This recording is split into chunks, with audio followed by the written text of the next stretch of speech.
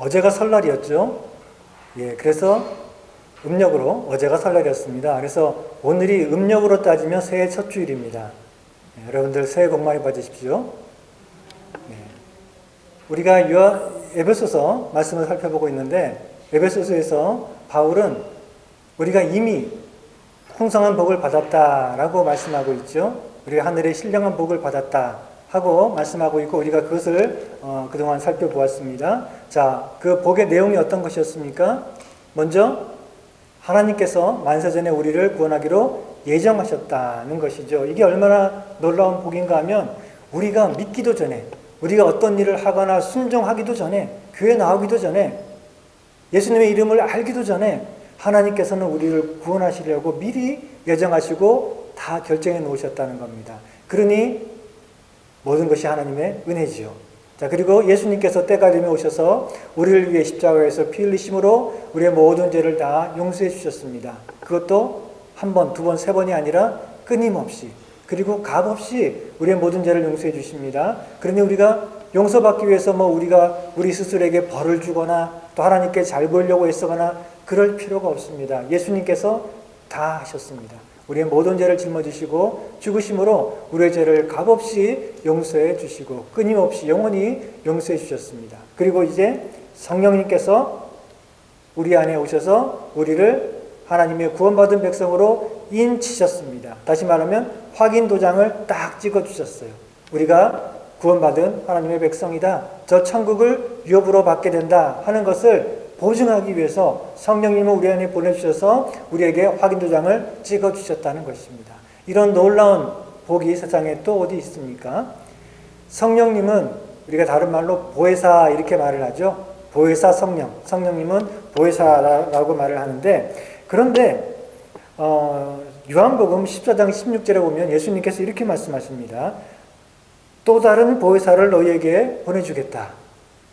또 다른 보혜사. 아니, 또 다른 보혜사라고 하면은 보혜사가 이미 계신데 그런데 다른 보혜사를 또 보내주신다는 건가요? 그러면 보혜사가 한 분이 아니라 두 분이라는 얘기잖아요. 그렇습니까? 맞나요? 맞습니다. 보혜사는 두 분입니다. 보혜사는 헬라어로 이 성경 원문에 보면은 파라클레토스라고 하는데 그 뜻은 위로자 또는 도와주는 사람 또는 대언자 또는 중보자 그런 의미가 있습니다. 내 곁에 서서 나를 도와주고 나를 위해주고 또 나를 대신해서 말해주고 또 중보해주는 그런 분을 파라클레토스 또는 성경에서는 한글 성경에서는 보혜사라고 얘기를 하고 있습니다. 그런데 요한 1서 2장 1절에 보니까 만일 누가 죄를 범하면 아버지 앞에서 우리에게 대언자가 계시니 곧 의로우신 예수 그리스도라라고 말씀하고 있어요. 여기서 대언자가 원문에는 파라클레토스입니다. 다시 말하면 보혜사예요. 그러니까 예수님께서 우리를 위한 대언자, 중보자, 보혜사가 되신다라고 말씀하고 있는 것입니다. 예수님께서 우리를 위한 보혜사다라고 하는 것은 바로 중보자로서 하나님과 우리 사이에 중보자로서 하나님과 우리를 화목하게 하심으로 우리를 구원하신 분이다. 그런 의미죠. 그래서 보혜사, 예수님이 파라클레토스라는 말은 우리를 위한 중보자 그런 의미로 말씀을 하고 있습니다. 자, 그런데 예수님이 우리를 위한 중보자죠. 하나님과 우리 사이에 담으로 막혀 있고 우리가 하나님께 나아갈 수 없는데 예수님께서 그 중간에 중보자로 딱 서셔서 우리가 하나님과 화목하도록 하셨는데 자, 그런데 문제가 있어요. 그 예수님이 우리를 위한 중보자로 우리 앞에 계신데 우리가 몰라서 그 예수님께 나아가지 않으면 어떻게 됩니까? 혹은 알아도 예수님께 가기를 거절하면 어떻게 되겠습니까? 온 세상을 위한 구세주, 중보자 예수님이 계시지만 그러나 우리가 그 앞에 가지 않으면 소용이 없는 것이죠. 자, 그렇기 때문에 또 다른 보혜사를 우리에게 보내주신다는 겁니다.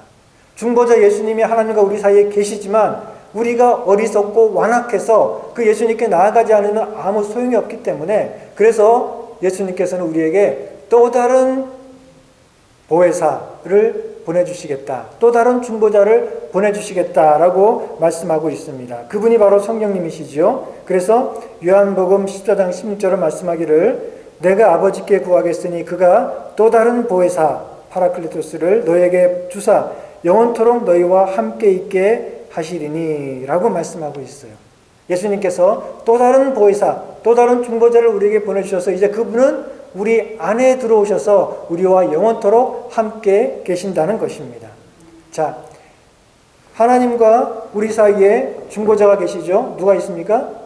예수님, 우리를 위한 중보자, 그리고 보혜사라고 말할 수 있다 그랬죠?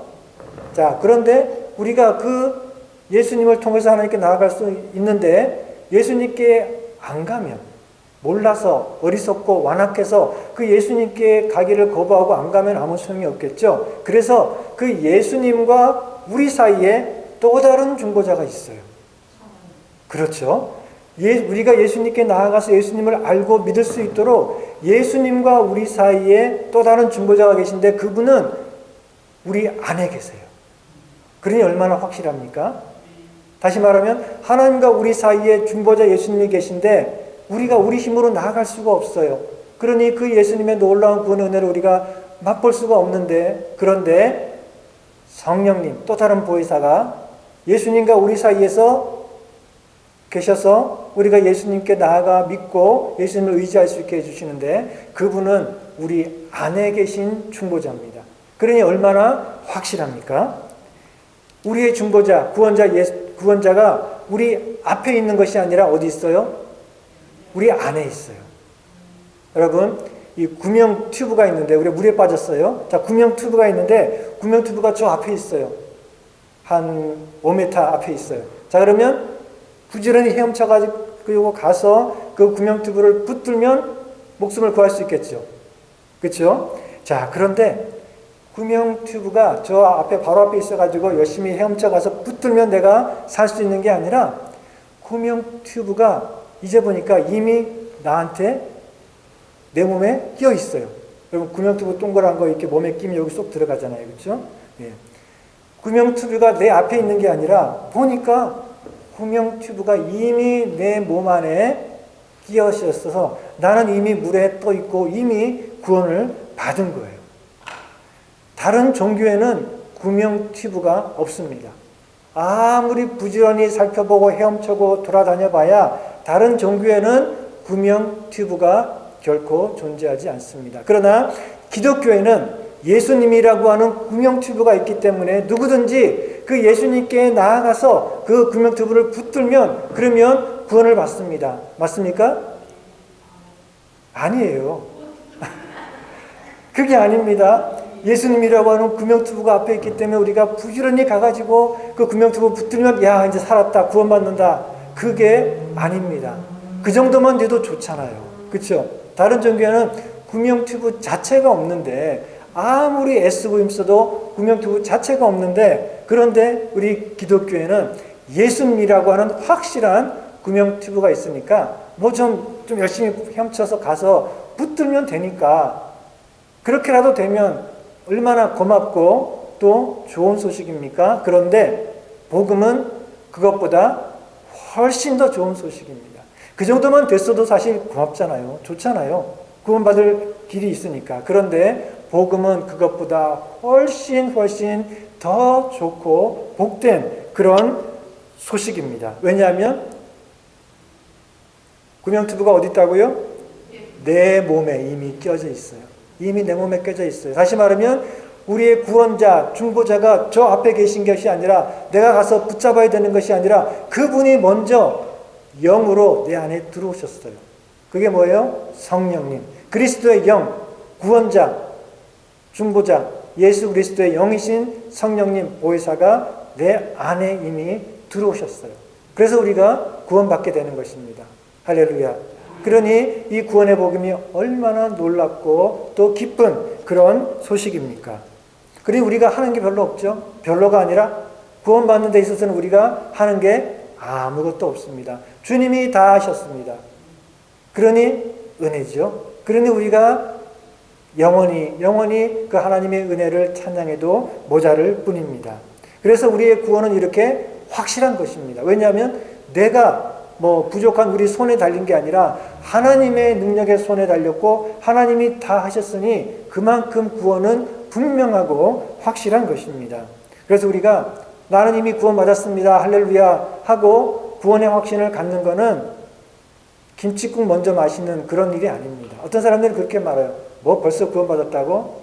너 하는 거 봐야지 알겠지. 그렇게 말하는 사람들이 있어요. 우리가 끝까지 믿음 생활 잘했는지 가봐야 알지 뭐 벌써부터 설레발치고 벌써부터 김칫국 마시고 그래. 그렇게 말하는 사람이 있는데 그거 아닙니다. 우리가 나는 구원받았다라는 이 구원의 확신을 갖는 것은 결코 김칫국 먼저 마시는 거, 뭐 떡줄 사람은 생각도 없는데 내가 먼저 그냥 김칫국 마시는 그게 아니고 나 혼자 그냥 뭐 설레발치거나 또는 뭐 거만하게 벌써 구원받았다고 그러는 게 아니라 이것은 하나님이 기뻐하시는 일이고 우리가 하나님을 기쁘시게 하는 일입니다. 왜냐하면 우리가 그렇게 구원의 확신을 가질 수 있는 것은 무엇입니까? 하나님께서 만세전에 우리를 구원하기로 미리 예정하셨고 그리고 예수님께서 우리를 위해 피 흘리심으로 우리를 위한 죄 용서와 구원에 관한 모든 일들을 다 이루셨고 그리고 이 놀라운 구원의 복을 성령님께서 우리 안에다가 가져다 주셨어요. 그러니 이 구원은 성삼위 하나님께서 행하신 놀라운 능력과 은혜의 역사죠. 따라서 우리가 하나님께서 이미 하신 이것들을 우리가 알고 찬양하며 구원의 확신을 갖는 것은 그 하나님을 높이고 찬양하는 일이 됩니다. 교만하거나 건방진 일이 아니라 김칫국 먼저 마시는 일이 아니라 오히려 이 구원은 성삼위 하나님, 하나님의 예정하심과 예수님의 죽으심과 성령님께서 내 안에 그 구원의 놀라운 복을 가져다 주신 이 모든 역사를 통해 하나님이 다 하셨습니다 라고 고백하며 찬양하는 일이기 때문에 우리는 언제나 이 구원의 확신을 가지고 하나님을 찬양하고 감사하며 살아야 되는 것입니다.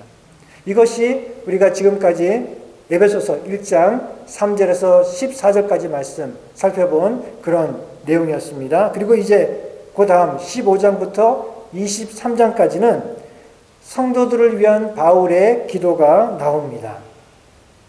3절에서 14절까지는 하나님께서 우리에게 주신 모든 신령한 복에 대해서 얘기하는 것인데 그것은 길지만 하나의 문장으로 되어 있다고 그랬죠. 마찬가지로 바울의 기도 15절에서 23절 길잖아요. 근데 이 긴 바울의 기도문도 역시 하나의 문장으로 되어 있어요. 하나의 문장에는 동사가 그 주동사가 하나 있습니다. 자, 그러니 이 긴 기도문에서 바울이 기도한 성도들을 위해서 기도하면서 하나님께 해주세요라고 하는 그 기도는 하나입니다. 기도문은 길지만 그러나 한 문장이고 그 안에 주된 동사가 하나 있는데 그 동사가 뭐냐? 하나님이 우리를 위해 해주시기를 간절히 원하며 바울이 우리 성도들을 위해 기도하는 그 내용이 무엇인가 하면 뭘까요? 자, 지금 바울은 3절에서 14절까지 하늘의 신령한 복에 대해서 얘기했으니까 이제는 우리들에게 두 번째 복, 땅의 물질적인 복을 또 덤으로 주십시오. 그렇게 기도했으면 좋겠죠. 그건 아니겠죠? 예, 그런 것은 아니고 그것보다 더 중요한 것을 위해서 기도했습니다. 그게 뭔가 하면 알게 해주세요. 알게 해주세요. 하나님께서 우리를 위한 하늘의 신령한 복을 풍성히 내려주셨는데 우리가 이미 그 복을 다 받았는데 이제 그것을 우리가 아는 게 중요하다는 것입니다. 그래서 17절부터 보니까 바울의 기도는 뭔가 하면 우리 주 예수 그리스도의 하나님 영광의 아버지께서 지혜와 계시의 정신을 너에게 주사 하나님을 알게 하시고 너희 마음 눈을 밝히사 그의 부르심의 소망이 무엇이며 성도 안에서의 그 기업의 영광의 풍성이 무엇이며 그의 힘의 강력으로 역사하심을 따라 믿는 우리들에게 베푸신 능력의 지극히 크심이 어떤 것을 너희로 알게 하시기를 구하노라. 우리 성도들이 이미 하늘의 신령한 복을 풍성히 받았는데 그 복을 제대로 깨달아서 알도록 그렇게 기도를 하고 있습니다. 우리가 이미 하늘의 신령한 복을 다 받았는데 이제 우리에게 필요한 것은 무엇인가 하면 다른 복을 찾아서 다니는 것이 아니라 이미 받은 그 복을 제대로 아는 것, 그것이 중요합니다. 복을 주셨는데 그걸 모르고 있으면, 건성으로 알고 있으면 그 복을 누릴 수가 없겠죠. 그 뷔페 갔는데, 뷔페 갔으면 그 안에 있는 걸 한껏 먹을 수 있는데 그걸 몰라가지고 한 번만 먹거나 그냥 조금만 갖다 먹고 싶어도 괜히 침만 삼키고 있고, 그러면 얼마나 그 불행합니까? 마찬가지로 하나님께서 우리에게 풍성한 복을 이미 주셨는데 그걸 모르고 있으면, 건성으로 알고 있으면 누릴 수가 없겠죠. 그래서 우리가 그 복을 아는 것, 그래서 그것을 누리는 것이 중요하기 때문에 바울은 이 풍성한 복을 우리로 하여금 알게 해주시오라고 기도하고 있는 것입니다. 자, 우리가 안다라고 하는 것은 이 히브리인들의 사고에서는 머리로 아는 게 아니라 경험으로 아는 것을 말합니다. 안다라고 할 때 헬라 사람들은 주로 이제 이 이성으로 머리로 아는 것을 생각하는데, 히브리인들, 이스라엘 사람들의 언어에서 안다라고 하는 것은 겪어보고 삶으로 또 경험으로 아는 것을 말합니다.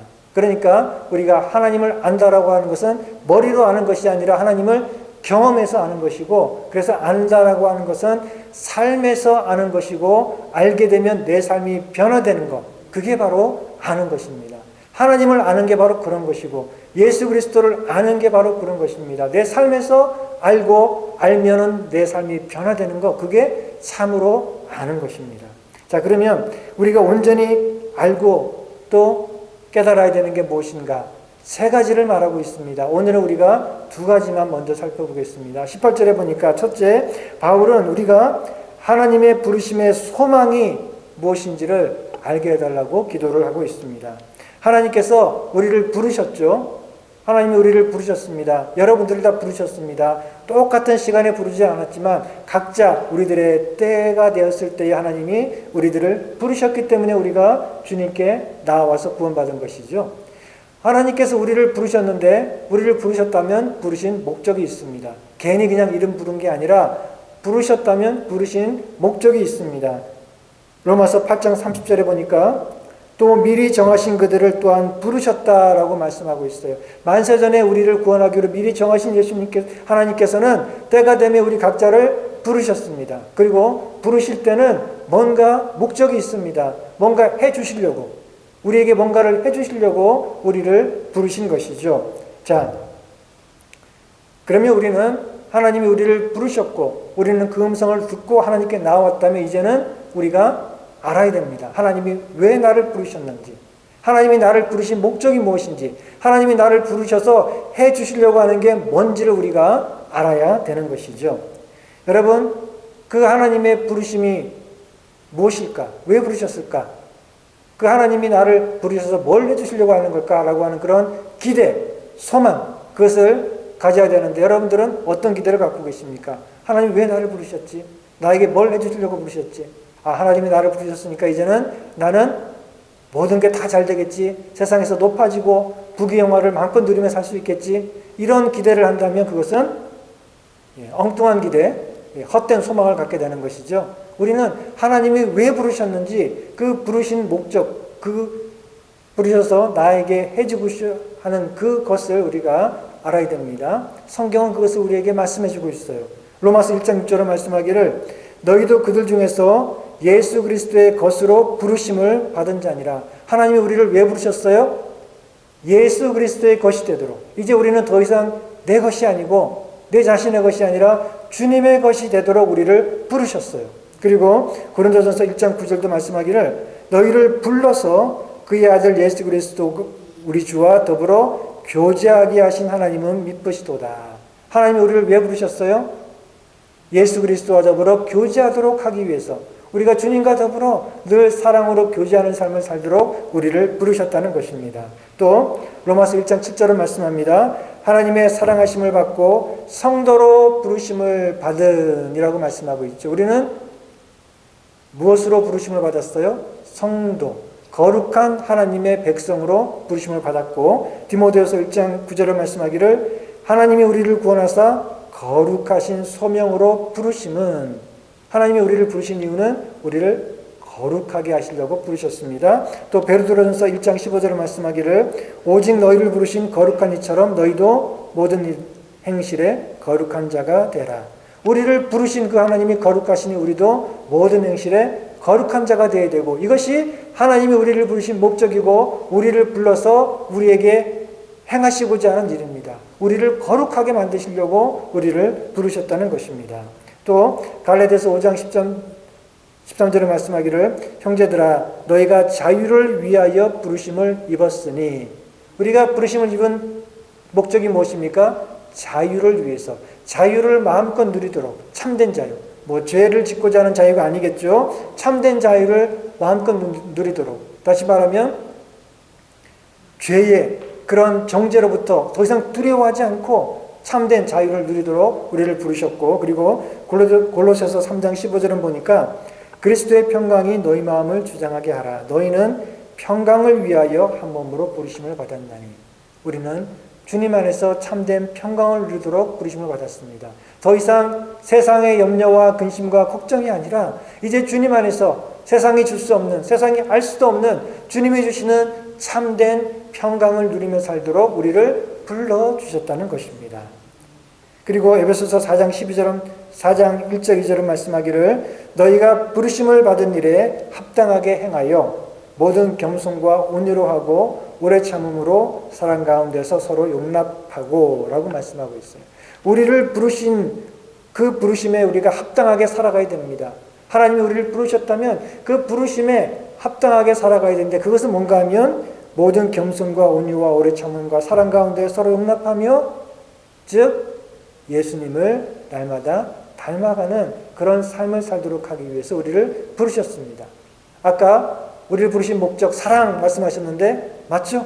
예, 사랑하도록. 우리가 예수님을 사랑하고 예수님처럼 우리도 다른 사람을 사랑하며 주님을 닮아가도록 하기 위해서 우리를 부르셨고, 따라서 우리는 그 부르심에 합당하게 그렇게 주님을 닮아가는 삶을 살아야 된다는 것입니다. 또 베드로전서 2장 20절 21절에 말씀하기를 선을 행함으로 고난을 받고 참으면 이는 하나님 앞에 아름다우니라. 이를 위하여 너희가 부르심을 받았으니. 우리가 부르심을 받은 이유가 뭐라고요? 선을 행함으로 고난을 받고 그것을 참고 인내하는 것, 이것이 귀하고 아름다운 일이고 이를 위해서 우리가 부르심을 받았다는 것입니다.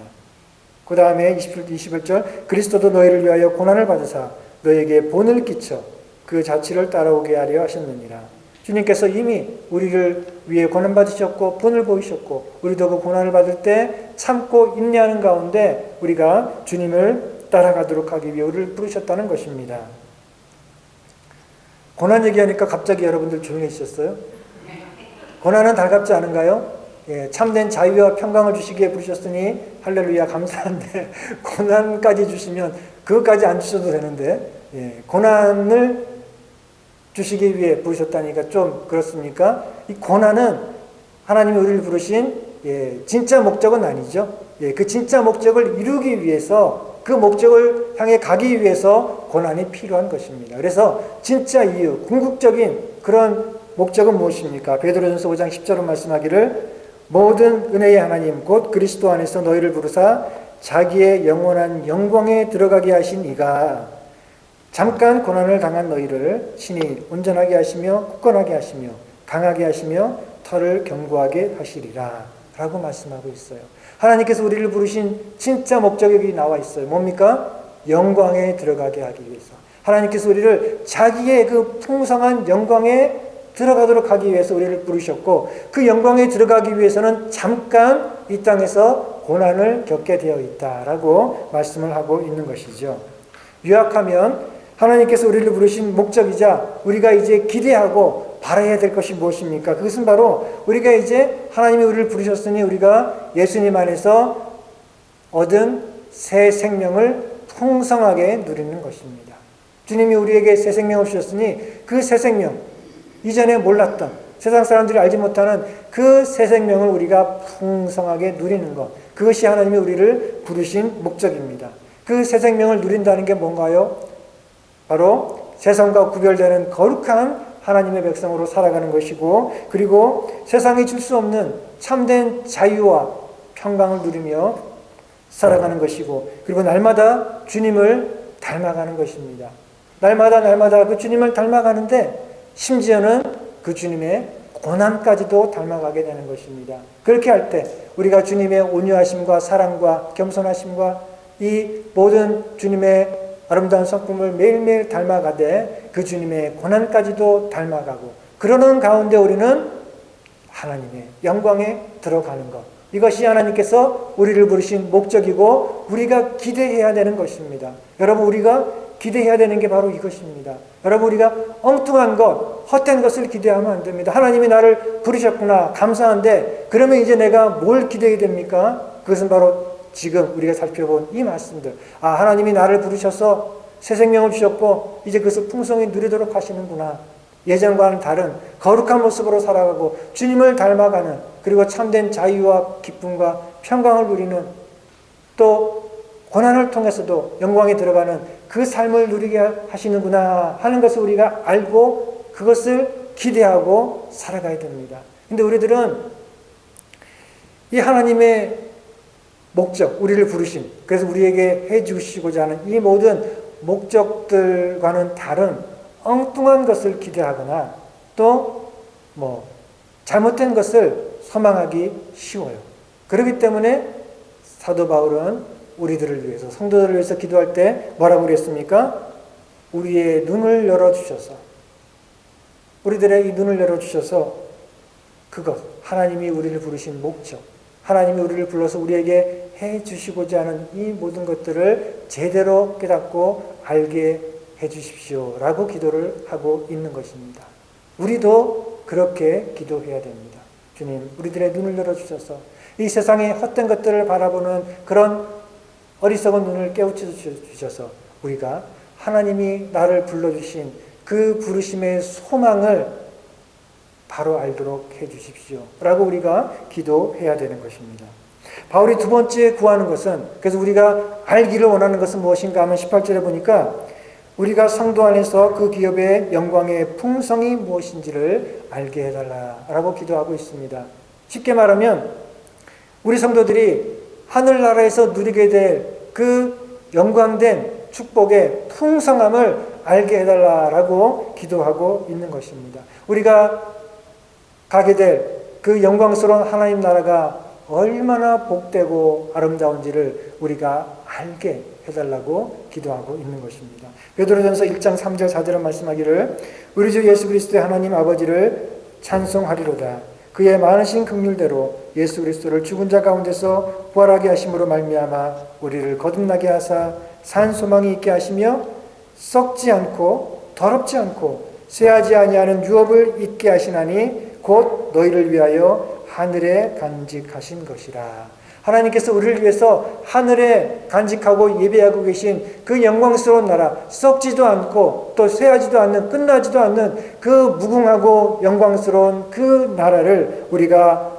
소망하며 살아가고 그 영광의 풍성함이 어떤지를 우리가 알도록 그렇게 기도를 하고 있습니다. 우리가 이 땅에 살면서 저 하나님 나라를 바라보고 소망하는 것은 좋은 일입니다. 우리가 그렇게 해야 됩니다. 우리가 받을 천국에서의 영광스러운 그 복과 은혜와 또 영광스러운 삶을 우리가 미리 생각하고 또 내다보고 기대하는 가운데 살아가는 것은 좋은 일입니다. 왜냐하면 그럴 때 우리에게는 위로가 넘치고 기쁨이 넘치고 감사가 넘치는 것입니다. 로마서 8장 18절에 말씀하기를 생각한데 현재의 고난은, 현재 우리가 겪는 고난은, 이 땅에서 겪는 이 모든 고난들은 장차 우리에게 나타날 천국의 영광과 좋게 비교할 수도 없다라고 말씀하고 있어요. 이 땅에서 우리가 겪는 이 모든 것들과 고난과 좋게 비교할 수 없는 영광이 우리를 기다리고 있다 하는 사실을 우리가 기억을 해야 됩니다. 물론 우리가 그것이 무엇인지 분명히는 알 수 없습니다. 어떤 사람들은 내가 가서 봤더니 천국이 이렇게 좋더라 얘기하는데 저는 믿을 수가 없어요.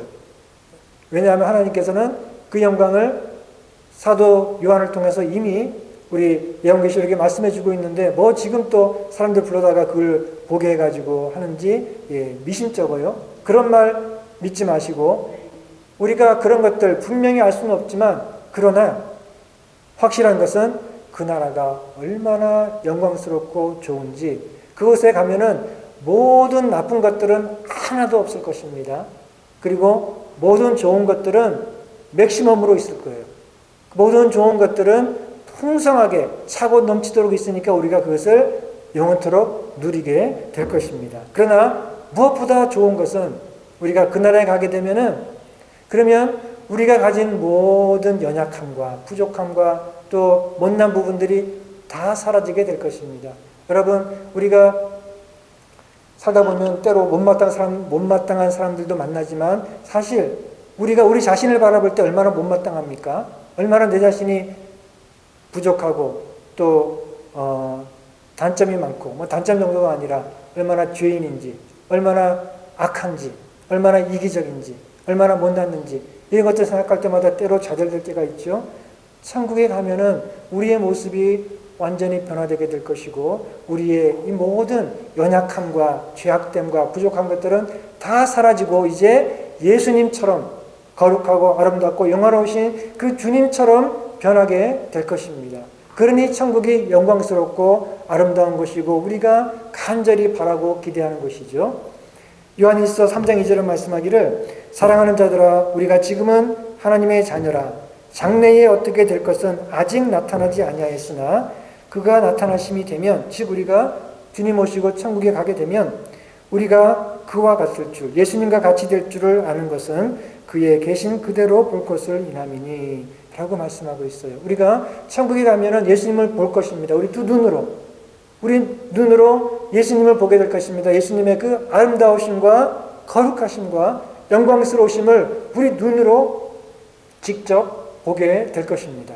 그리고 또 중요한 것은 무엇인가 하면 우리가 그곳에서는 우리도 그 예수님의 아름다우심과 영광스러우심과 거룩하심을 입게 될 것입니다.